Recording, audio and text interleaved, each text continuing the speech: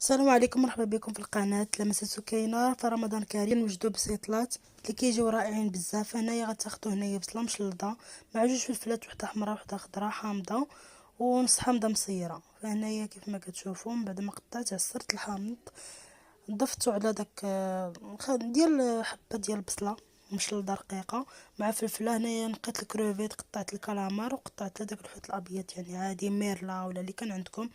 هنايا بالنسبه للتوابل درت الملح، البزار، خرقوم، كمون، سودانيه، تحميره وشرموله بطبيعه الحال والزيت. زدت عليهم الماء ورديتهم فوق البوطه حتى طاب ليا الحوت. غير غلات صافي، زدت عليها الفيرميسيل وخليتها حتى طابت هذاك الفيرميسيل مزيان. من بعد صفيتها وزدت ليها الزيتون مقطع والموتزاريلا. صافي هنايا بديت كنعمر. بالنسبه لهنا الورقه ما درتش ورقه ديال البسطيله، درت ورق الفيلو، كيجي رائع، تيجيو ناضيين. فكنتمنى تجربوهم وبالصحه والراحه.